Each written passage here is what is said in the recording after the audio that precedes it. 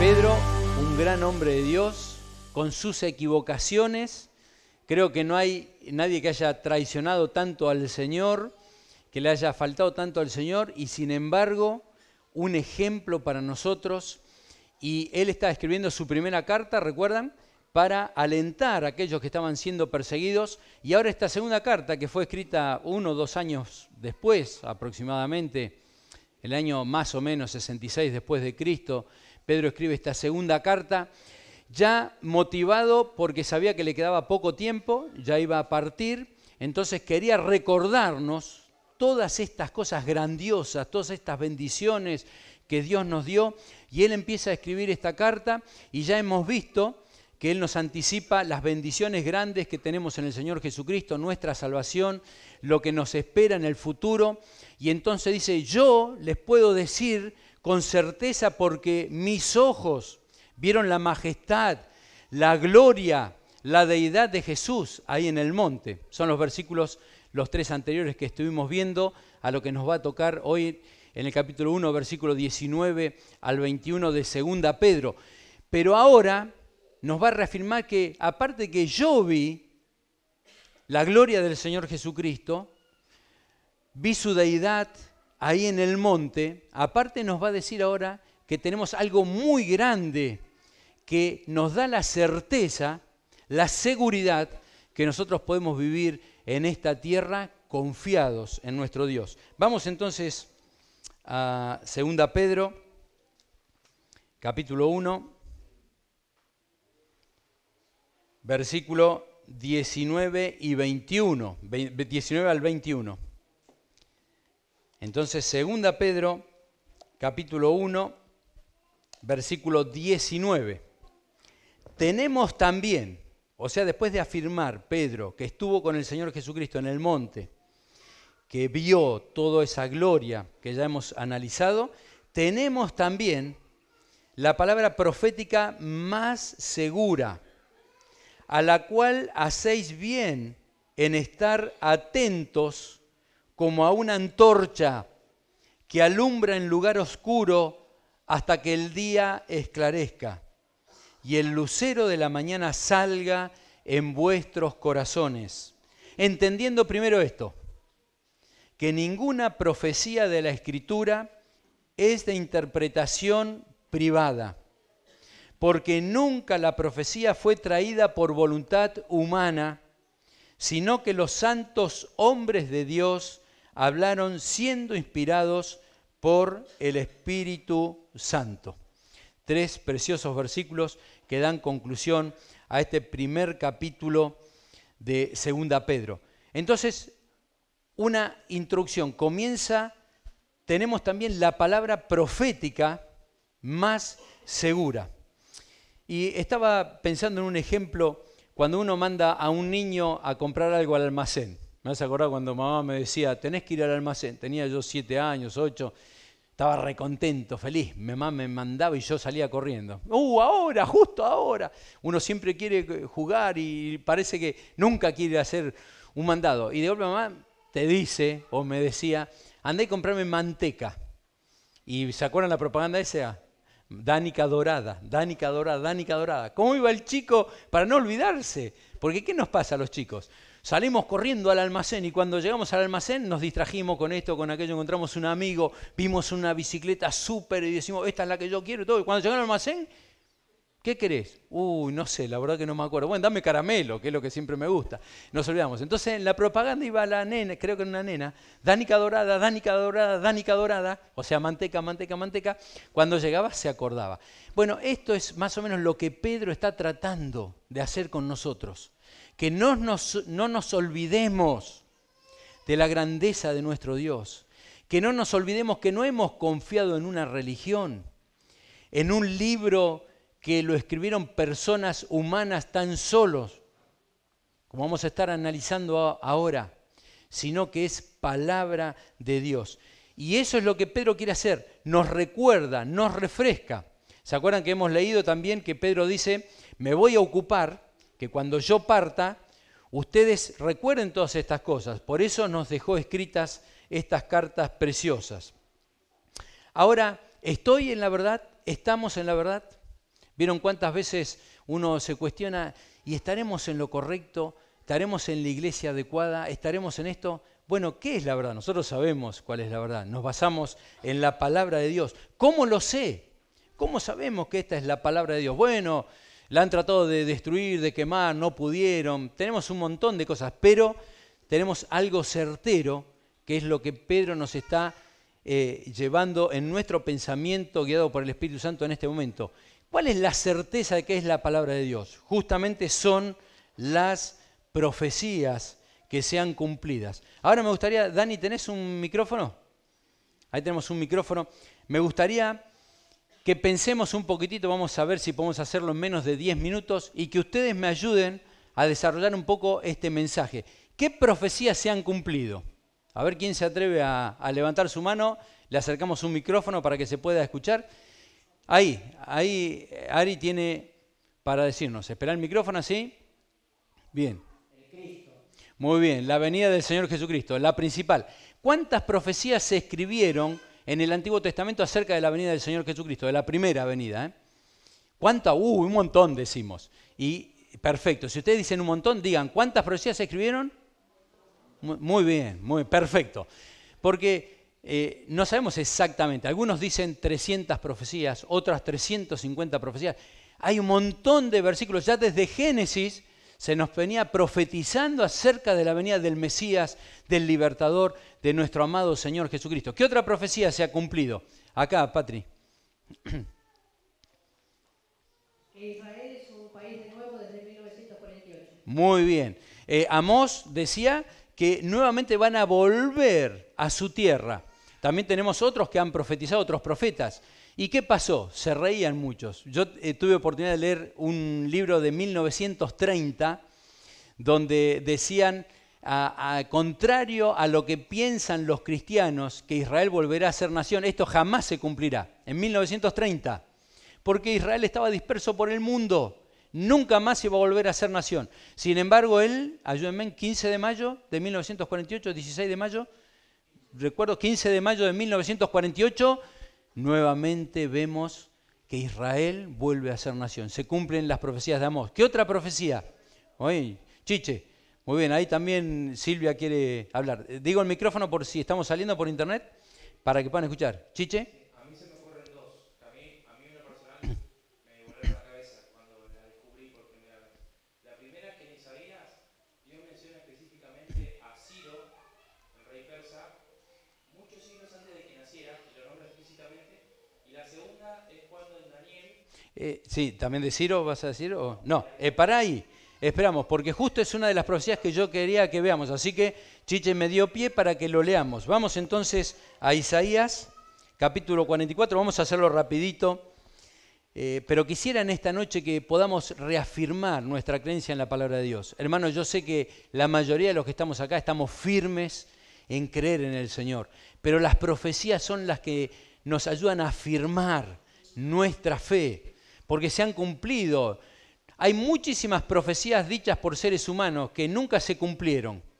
Pero las profecías del Señor Jesucristo, acá lo vamos a ver a Isaías, profetizando 200 años antes de que Ciro naciera. Así que fíjense, vamos a Isaías capítulo 44, versículo 24. Dice, así dice Jehová tu Redentor, que te formó desde el vientre. Yo Jehová que lo hago todo, que extiendo solo los cielos, que extiendo la tierra por mí mismo. Versículo 27, que dice a las profundidades, secaos, y tus ríos haré secar. Versículo 28, que dice de Ciro, es mi pastor, y cumplirá todo lo que yo quiero al decir a Jerusalén, serás edificada, y al templo serás fundado. 45.1, así dice Jehová a su ungido, a Ciro, al cual tomé yo por su mano derecha para sujetar naciones delante de él y desatar lomos de reyes, para abrir delante de él puertas y las puertas no se cerrarán. Jeremías 25.1, toda esta tierra será puesta en ruinas y en espanto y servirán estas naciones al rey de Babilonia 70 años. Y Jeremías 29.10, porque así dijo Jehová, cuando en Babilonia se cumplan los 70 años, yo os visitaré y despertaré sobre vosotros mi buena palabra para haceros volver a este lugar. ¿Qué les parece, hermanos? Como a Chiche lo sorprendió. 200 años antes, Isaías profetizó, inspirado por el Espíritu Santo, que iba a haber un rey persa llamado Ciro, que iba a libertar a la nación de Israel. ¿Por qué? Porque la nación de Israel había desobedecido a Dios y por profecía del Señor también a través de Jeremías, iban a ser llevados cautivos 70 años. Después de esos 70 años iban a ser libertados. ¿Quién los libera? El rey Ciro. ¿Se acuerdan? Si tuviéramos tiempo, a mí me apasiona todo esto, irnos a Esdras y poder leer el capítulo 1 y leer todo Esdras, cómo ahí está registrado el mandato del rey Ciro que da orden y llama a todos los que estén de Israel aquí, vayan a su tierra y reconstruyan la ciudad, los muros, reconstruyan el templo. Es increíble cómo esta profecía se cumplió a rajatabla. Y hemos leído que los ríos se secaron. ¿Recuerdan ustedes cómo fue la conquista de Ciro, de Babilonia? ¿Vos te acordás, Chiche? Más o menos. Era inexpugnable Babilonia. Babilonia tenía una fortaleza, unos portones gigantes, no se podían vencer con ningún tipo de armamento, de herramienta que se hubiera inventado. Sin embargo, Ciro, seguramente inspirado por el Señor, con sabiduría, desviaron el río Éufrates, miren que tiene un caudal impresionante, lo desviaron y las puertas que cerraban sobre el río, porque ¿quién se le iba a ocurrir entrar con barco y todo eso? Estaba todo custodiado. Ese día las dejaron abiertas y el ejército penetró por lo que sería el cauce del río Éufrates y las puertas estaban abiertas y tomaron la fortaleza de Babilonia. Es apasionante leer todo esto, cómo se van cumpliendo los versículos uno por uno. 200 años antes, no me estoy equivocando, ¿no? 200 más o menos fue profetizado. 200 años antes Isaías escribió, porque se le ocurrió. Qué inspiración que tuvo, la verdad, qué genio este Isaías. ¿Cómo se le ocurrió que iba a nacer un rey que se iba a llamar Ciro? Inspirado por el Espíritu Santo de Dios. Profecía de Dios. Y te corté, Chiche. ¿Qué otra querías decir? ¿En el micrófono? ¿Está ahí? Sí. Y el otro, que también me sorprendió un montón, este ya no es tan explícito como el que estamos viendo ahora. Se encuentra en Daniel, donde se hace referencia, sí se dice que Grecia, a Alejandro Magno. Dice, bueno, usando digamos, lenguaje apocalíptico, de que va a haber un carnero con un cuerno pequeño, y bueno, igual y después de él iba a ser como invencible, pero después de él iban a estar, creo que 4 generales, algo así. Lo que sí es explícito de Daniel es en decir que es Grecia. Y en ese momento Grecia era una nación más. Y bueno, y hoy en día sabemos que Grecia, digamos, Alejandro Magno, sin saber, ustedes no saben quién es, pero le suena. Sí, Alejandro Magno. El Chiche se está refiriendo a Daniel capítulo 8. Ahí vemos la profecía en cuanto a Alejandro Magno de Persia y que se cumplió en el año 330, cuando justamente Alejandro Magno derrota a Persia. Así que vemos el cumplimiento. Y yo no sé mucho de historia, tal vez hay alguno acá de ustedes que conoce un montón, pero cuántas cosas, cuántas profecías cumplidas exacto. Podemos decir los años, ni que hablar, hermanos, no vamos a tener tiempo de verlo, pero profecías que se están cumpliendo ahora. Basta con leer Mateo capítulo 24 y Lucas y ver que se están cumpliendo hambres, terremotos, cuántas cosas de los tiempos finales. ¿Estaremos en los tiempos finales? Nosotros creemos que sí. Tal vez falte más, no lo sabemos, pero las profecías de parte de Dios se van cumpliendo. Tenemos un poquitito más. ¿Alguien más que quiera alguna profecía que se haya cumplido? Acá Beto. Y Silvia también quería opinar algo. Tuve la oportunidad de hablar con Rabino cuando estaba en la fábrica de alfajores.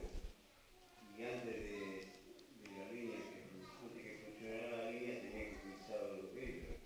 Por lo que dice la Biblia, tenía que estar todo limpio. Y yo estaba en un final donde recibíamos justamente el alfajor.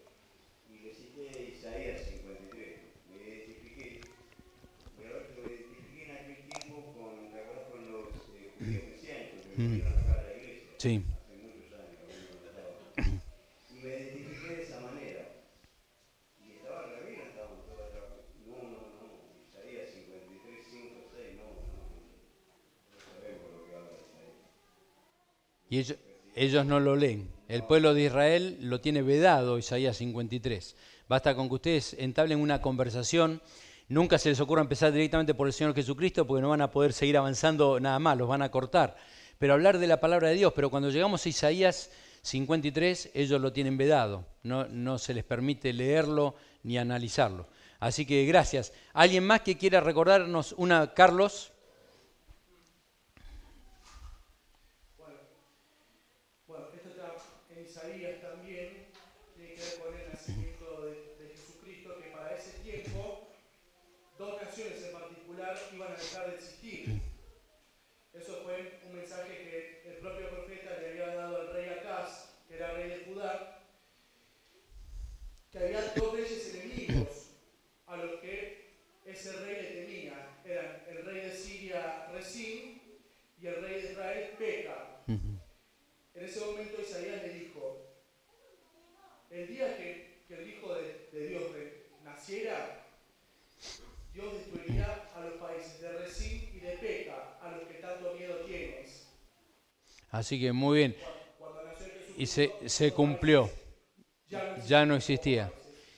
¿Cuántas profecías? ¿Alguien más quiere participar con una profecía? Si no, dejamos acá. Tenemos muchísimas más. Es apasionante estudiarlas. A veces por ahí uno le cuesta porque no entiende, pero tenemos muy buenos libros aquí en la biblioteca. Ustedes pueden preguntarnos por libros. Y es muy bueno poder estudiar las profecías y ver cómo se han cumplido a rajatabla. Y vamos a analizar alguna más, pero antes quisiera que podamos leer dos versículos en Isaías capítulo 46, versículo 9 y 10. Si se pueden poner los dos juntos, si no leemos de a uno. Isaías capítulo 46, versículo 9 y 10. Dice, acordaos de las cosas pasadas desde los tiempos antiguos, porque yo soy Dios y no hay otro Dios, ni nada hay semejante a mí, que anuncio lo porvenir desde el principio y desde la antigüedad lo que aún no era hecho, que digo, mi consejo permanecerá y haré todo lo que quiero. Otra profecía que a mí me encanta también y está referida a Tito. ¿Se acuerdan? Tito lleva adelante una misión terrible, que es la conquista de Jerusalén o la destrucción de Jerusalén y la destrucción del templo.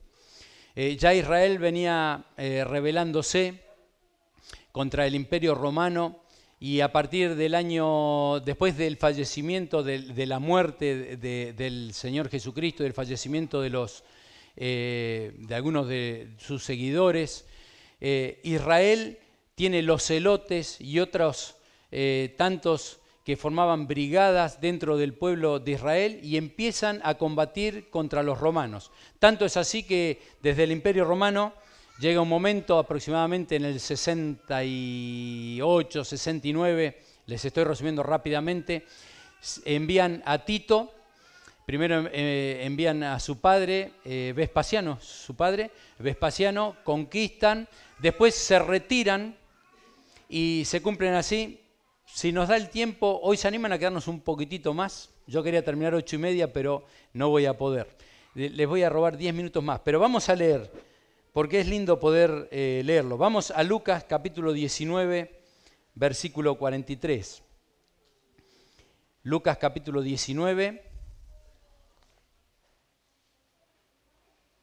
versículo 43, dice, porque vendrán, el Señor Jesucristo profetizó esto, porque vendrán días sobre ti cuando tus enemigos te rodearán con vallado, está refiriéndose a Jerusalén, y te sitiarán, y por todas partes te estrecharán, y te derribarán a tierra y a tus hijos dentro de ti, y no dejarán en ti piedra sobre piedra, por cuanto no conociste el tiempo de tu visitación.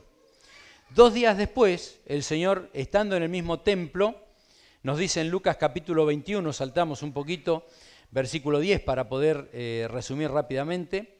En cuanto a estas cosas que veis, porque le decían, mirá todo esto hermoso, vendrán días vendrán en que no quedará piedra sobre piedra que no sea destruida. Versículo 20. Pero cuando viereis a Jerusalén rodeada de ejércitos, sabed entonces que su destrucción ha llegado. Entonces los que estén en Judea huyan a los montes, y los que en medio de ella váyanse, y los que estén en los campos no entren en ella. Y el Señor les dijo ahí, recuerdan cuando veían, mirá la belleza de este templo, mirá estas piedras gigantes.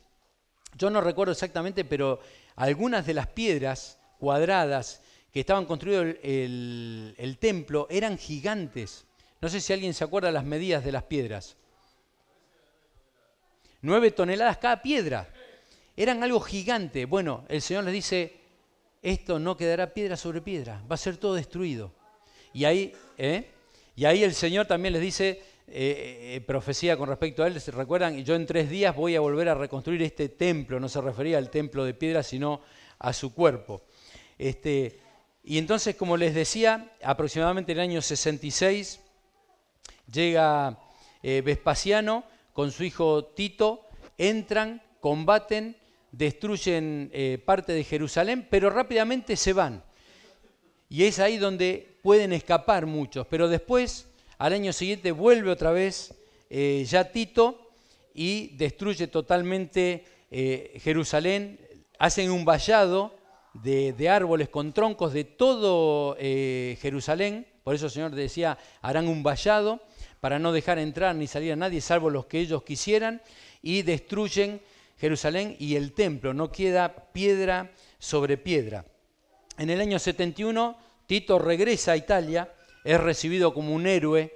Vieron, ustedes habrán visto en algunas películas las peregrinaciones que se hacían cuando entraban. Tito entra, fue una de las peregrinaciones más importantes del Imperio Romano y fastuoso. Y tras la muerte de su padre, Tito sube al poder, pero dura 2 años nada más y muere muy rápidamente. Después su hermano Domiciano sube al poder y entonces construye, ¿qué construye? ¿Se acuerdan? El Arco del Triunfo. ¿Quién pudo ir a Roma a ver el Arco del Triunfo? Yo no sé, creo que la mayoría no hemos podido viajar a Roma. Pero si ustedes ven la historia, el Arco del Triunfo es algo espectacular que van todos los turistas a verlo, millones. ¿Y qué es el Arco del Triunfo? Bueno, justamente conmemorando los actos extraordinarios y la valentía de Tito. Y ahí está la conquista de Jerusalén, y ahí si ustedes lo ven en internet van a ver todo hecho en piedra, Van a ver los objetos del templo, las riquezas, todos los objetos del templo traídas a Roma, y van a ver la cautividad de los judíos, todo puesto ahí en el arco. Es impresionante. Bueno, esto se cumplió. Profecía del Señor Jesucristo, dada en el año, ayúdenme, 30 aproximadamente, 30 después de Cristo, y se cumple rajante, a rajatabla, en el año 70 después de Cristo. Preciosa profecía del cumplimiento de lo que el Señor ha profetizado. Versículo 19, volvemos ahora, discúlpenme que los voy mareando, volvemos a 2 Pedro, capítulo 1, versículo 19. Entonces dice, tenemos también la palabra profética más segura, la cual hacéis bien en estar atentos. Hacéis bien. Todo esto que estamos conmemorando, recordando ahora, hacéis bien en estar atentos. ¿Por qué? Porque esto es como ¿qué? Como una antorcha que alumbra en lugar oscuro hasta que el día esclarezca. Ahora nosotros que leemos la Biblia, ¿interpretamos todas las profecías? No las interpretamos todas. ¿Por qué? Porque del Señor es la sabiduría y el darnos a entender de comprenderlas en el momento debido. O sea, hay muchas profecías que podemos entenderlas y sabemos a qué se está refiriendo, pero hay otras que nos están veladas todavía. Como yo les decía, en el año 1930 había cristianos que decían que Israel iba a volver a ser nación. ¿En qué se basaban? En Amós y en otras profecías del Señor, pero no tenían certeza. Y había otros que decían que no. Después, a medida que el Señor fue mostrando, pudieron ver que esto iba a ser así hasta que se cumplió en 1948. Pero la palabra profética Toda la Escritura es como una antorcha que nos va alumbrando. Y me viene a mi mente enseguida el primer versículo que aprendí en mi vida de niño, que es Salmo 119, 105. Lámpara es a mis pies tu palabra y lumbrera a mi camino. Hermanos, ¿quién no necesita luz en esta vida? ¿Quién no necesita tener sabiduría para saber para dónde voy, Señor? ¿Qué decisión debo tomar? Nos decían, creo que ayer o hoy a la mañana, ¿cómo criar a los hijos? Ninguno de nosotros nacimos siendo papá. Y por más que hay libros y libros, ¿cómo aprendemos? Por la experiencia. Ninguno de nosotros en las escuelas se nos enseñó a ser como papá, cómo ser mamá, cómo ser hijos. Lo fuimos aprendiendo, pero sí, Dios nos da a través de su palabra, nos alumbra el camino y nos da la certeza y de cómo seguir adelante y cómo llevar adelante todo lo que tengamos que hacer en nuestra vida. Ahora, ¿por qué debemos prestar atención a las profecías? Y quisiera que podamos ver 3 puntos. Primero, porque la palabra de Dios es segura. ¿Por qué es segura? Hemos visto, porque se han cumplido muchas de las profecías. Es la fuente de toda verdad. Es tu punto o mi punto de referencia. Es tu autoridad, es mi autoridad. Es la autoridad de Dios. En segundo punto, ¿por qué debemos prestar atención? Porque la palabra de Dios brilla en la oscuridad de este siglo malo. Hay algunos estudiosos de la Biblia que dicen que las profecías y la Escritura es como una antorcha que alumbra. ¿Cuánto alumbra una antorcha? ¿Ustedes alguna vez anduvieron por la montaña con antorcha? ¿Alguien anduvo? Yo anduve una vez con la antorcha. ¿Saben que la antorcha no es como un faro de yodo que alumbra 300, 400, 500 metros para adelante o aún más? Hay faros que alumbran hasta 1 kilómetro y pico. La antorcha te alumbra por ahí, pero es lo que nosotros necesitamos, hermanos. Como decía antes, muchas de las profecías nos están vedadas. ¿Por qué? Porque si el Señor nos revelara todo automáticamente, nos horrorizaríamos tal vez. Sería tremendo para nosotros. Entonces, la palabra de Dios, la Escritura, es como una antorcha que nos va alumbrando el camino. Y en tercer punto, debemos prestar atención a las profecías, a la palabra de Dios, porque Dios es el autor de toda la Biblia. ¿Qué nos dice el versículo 21 aquí de 2 Pedro? Dice, siendo inspirados por Dios, hombres comunes escribieron la Escritura. Por eso decimos que la Biblia es palabra de Dios, pero también decimos que es un libro escrito por seres humanos. ¿Nos equivocamos cuando decimos eso? Claro que no. Pero tenemos diferentes autores. Por ejemplo, Lucas, un hombre preparado, un médico. Pablo, un estudioso que tenían un griego elocuente. Pero tenemos a un Pedro, que era un pescador. Su griego tal vez no era tan bueno porque no era su primer idioma, pero él también escribió. ¿Y por qué podemos aseverar que es palabra de Dios? Porque fueron inspirados por el Espíritu Santo de Dios. 2 Timoteo capítulo 3, versículo 16, ustedes lo conocen de memoria. Toda la Escritura es inspirada por Dios y útil para enseñar, para redarguir, para corregir, para instruir en justicia. ¿A fin de qué? De que el hombre de Dios sea perfecto, enteramente preparado para toda buena obra. ¿Lo crees esto? ¿Crees esto? ¿Lo creo yo? Claro que sí. ¿Vos tenés dudas cómo va a ser tu futuro? Acá tenemos muchos jóvenes. A ver, ¿cuántos hay menores o hasta 25 años? A ver, ¿de 0 a 25 años? Levanten sin miedo. Levanten, ¿cuántos? Yo sé que hay más. A ver, levanten. ¿Cuántos hay hasta 25 años? Ahí, levanten, tenemos, bueno, tenés temor, no sabés qué va a pasar de tu futuro, ¿qué vas a hacer? Confía en Dios, confía en las Escrituras, ellas te van a alumbrar, estás seguro, no dudes. Para eso tenés que investigarla, para eso tenés que leerla, para eso tenés que acercarte con fe. ¿Quiénes hay más de 25 años? Hasta 100. Bueno, así están todos, vamos todavía. Bueno, de 100 no tenemos, pero tenemos a la abuela María que ya está en decimos 70 y pico para que no parezca tanto, sus 80 y pico. Pero ¡Qué bendición! Hermanos, ¿cuántas veces dudamos? ¿Cuántas veces no sabemos qué hacer, qué decisiones tomar? Nos desesperamos y nos vamos al libro, al gran libro nuestro, la palabra de Dios, y leemos, y por ahí derramamos lágrimas, por ahí oramos y seguimos leyendo y todo, y el Señor va alumbrando nuestro camino. ¡Qué bendición! Primera Tesalonicenses capítulo 2, versículo 13, dice: por lo cual también nosotros, sin cesar, damos gracias a Dios de que cuando recibisteis la palabra de Dios que oísteis de nosotros, la recibisteis no como palabras de hombres, sino según es en verdad la palabra de Dios, la cual actúa en vosotros los creyentes. Los de Tesalónica creyeron que lo que Pablo hablaba era palabra de Dios. Y ellos no tenían la bendición que nosotros tenemos, porque no iban a la casa donde Pablo iba a estar hablando todos con su Biblia bajo el brazo, porque no la tenían, no tenían la Biblia. Nosotros, hermanos, disponemos de esta bendición de tener una Biblia, y fíjense en el tamaño de mi Biblia, bien grande para poder verla bien.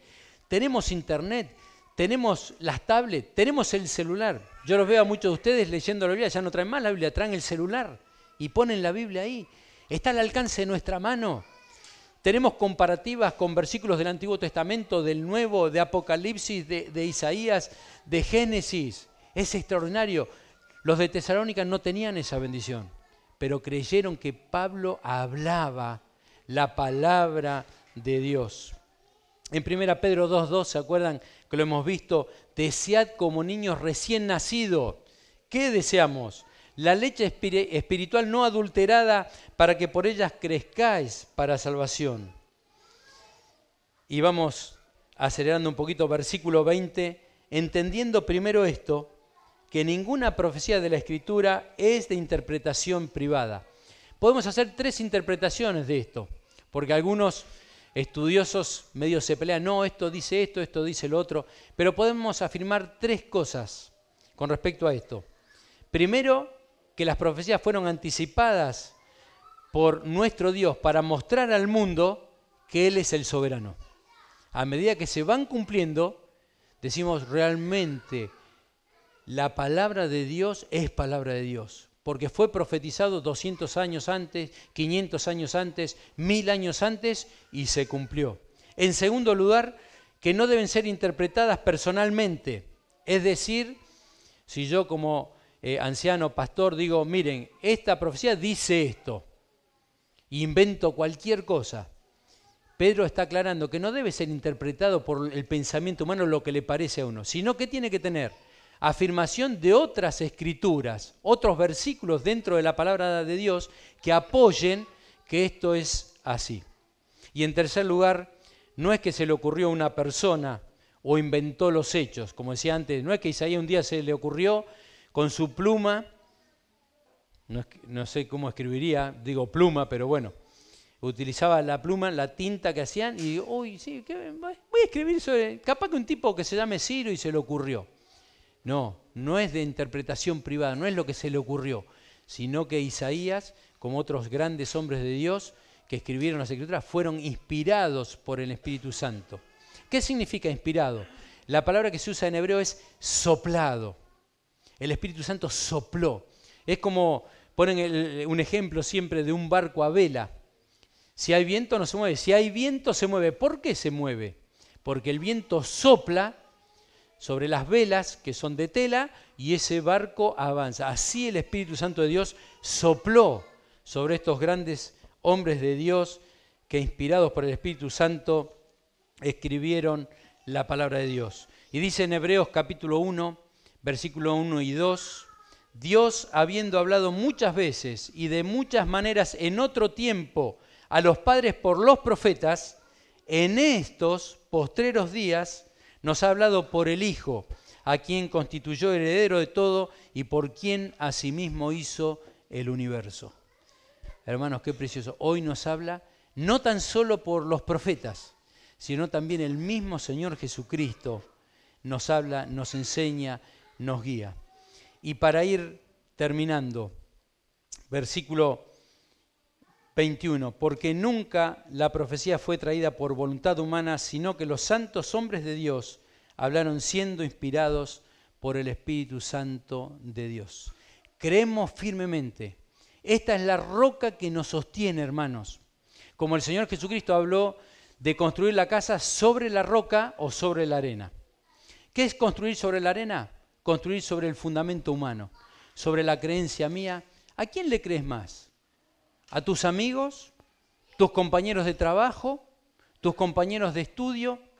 ¿Le crees a la tele? ¿O estás fundamentado en la roca? La roca, decimos, es nuestro Señor Jesucristo. Claro que sí, Él es la roca, pero la roca es la palabra de Dios, sobre la cual está fundada mi fe, sobre la cual está fundada tu fe.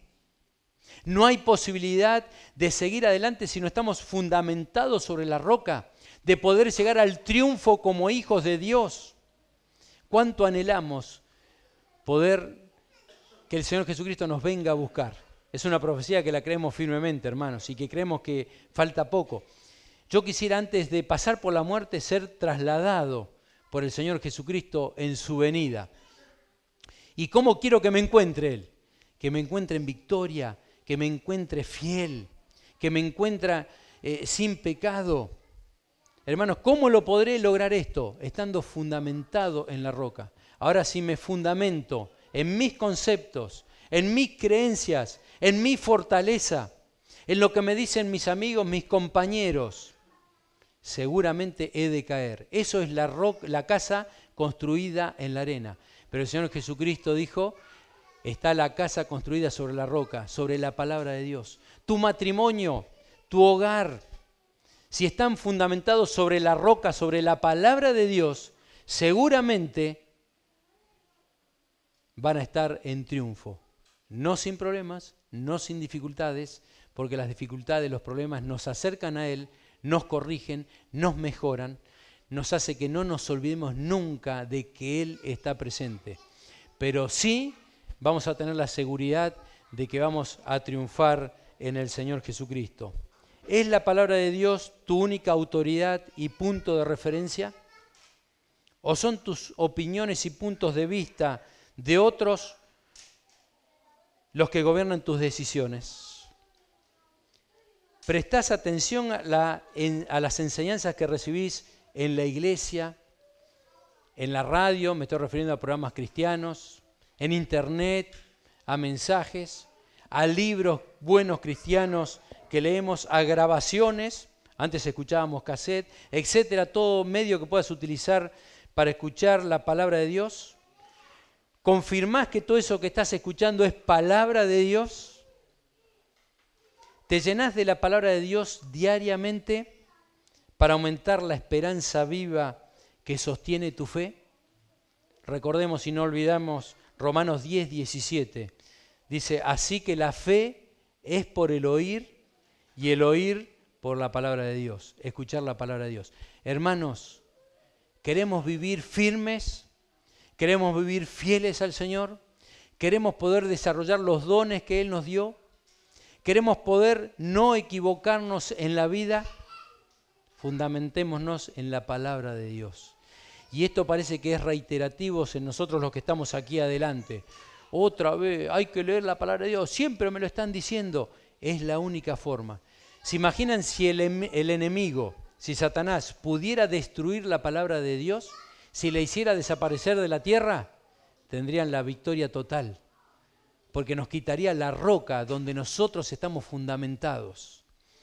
Pero la palabra de Dios no cambia, ni va a ser quitada, ni una tilde, ni una jota, dice nuestro Dios, que van a poder ser borradas, porque es palabra de Dios. Es el logo, el verbo, el mismo Señor Jesucristo, que fue un hombre, pero sin embargo Él estaba en la tempestad, ¿se acuerdan cómo estaba? Durmiendo porque estaba cansado, pero se levantó y reprendió al viento.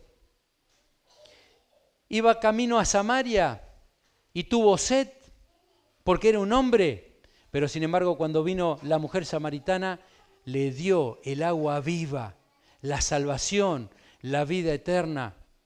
Jesús lloró porque tenía sentimientos ante la tumba de Lázaro, Pero sin embargo, este mismo Señor Jesucristo, hombre, es el que resucitó a Lázaro, mostrando su poder, mostrando su deidad.